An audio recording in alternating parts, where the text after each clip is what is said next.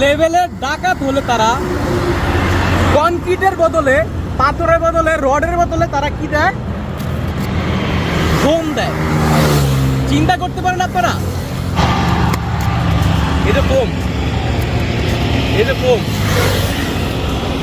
এই যে ফোম, দেখাও, ভালো করে দেখাও, এই যে ভিতরে দেখাও, এই যে ফোম, ফোম, এদিকে আসো।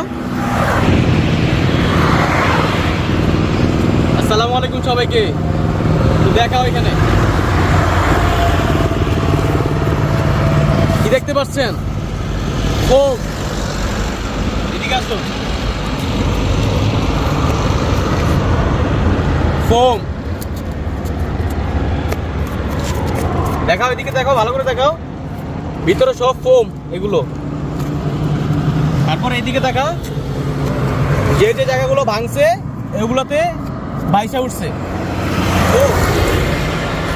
আমার কথা হচ্ছে এখানে পূর্বাচল 12 নম্বর সেক্টর, রাস্তার মাঝখানে এই জায়গাটা। তো এই কনক্রিটের ভিতরে হচ্ছে এই ফোম।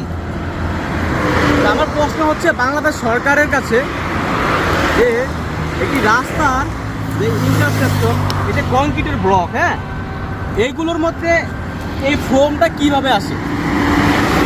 আমরা বিগত সরকার, শেখ হাসিনার সরকার যখন ছিল তখন দেখেছি যে বিভিন্ন প্রাইমারি স্কুল বলেন, আরও অন্যান্য যে প্রজেক্টগুলো হয়েছে ওইসব প্রজেক্টগুলোতে বাঁশ দিয়ে, ভিতরে বাঁশ দিয়ে তারপর কনক্রিটগুলো তৈরি করা হইতো। এখন দেখতেছি নতুন করে যে কনক্রিটের ভিতরে ফোমও থাকে।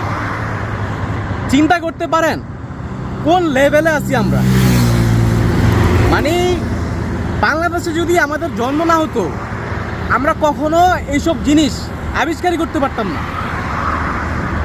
মানে কি লেভেলের ডাকাত হলে তারা কনক্রিটের বদলে, পাথরের বদলে, রডের বদলে তারা কি দেয়? ফোম দেয়। চিন্তা করতে পারেন আপনারা? দেখাও, ভালো করে দেখাও। অনেকে মনে করবেন যে আমরা ঢুকাইছি এগুলা। এই যে দেখেন এইখানে ভাঙ্গা, এই যে দেখেন, এই যে ফোম, এই যে ফোম, এই যে ফোম, দেখাও, ভালো করে দেখাও, এই যে ভিতরে দেখাও, এই যে ফোম, ফোম, এদিকে আসো। দুইটা জায়গায় ভাঙ্গা, দুইটা জায়গায় একই অবস্থা। এই যে ফোম, এই যে দেখেন ফোম, এই যে ভিতরে দেখা আরো, এই যে দেখেন ভিতরে এগুলো সব ফোম, দেখতেছেন আপনারা? তো এই হচ্ছে আমাদের সোনার বাংলাদেশের অবস্থা।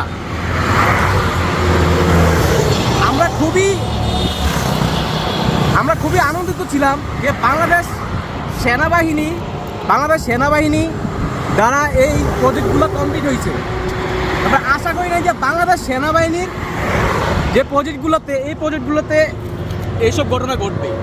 ভাবতে পারেন আপনারা বাংলাদেশ সেনাবাহিনী যেই কাজের সাথে জড়িত, এটা হতে পারে? আসেন সামনে আরো দেখাই, এই যে দেখেন এটা আরো বড়, দেখছেন? এই যে দেখেন আপনারা, এই দেখেন, এই দেখেন প্রত্যেকটা জায়গায় জায়গায় সামনে আসুন, এই যে দেখেন,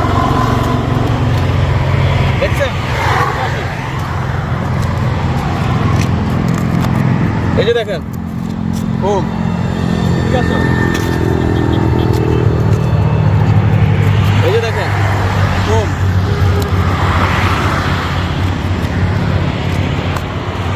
এই যে দেখেন ফোম। আমার মনে হয় না আর দেখানোর বাকি আছে। এই হচ্ছে বাংলাদেশের পরিস্থিতি। বাংলাদেশ সেনাবাহিনী এবং রাজধানী উন্নয়ন কর্তৃপক্ষ, এই দুইটা সংস্থা মিলে এই প্রজেক্টটা কমপ্লিট করেছে তারা।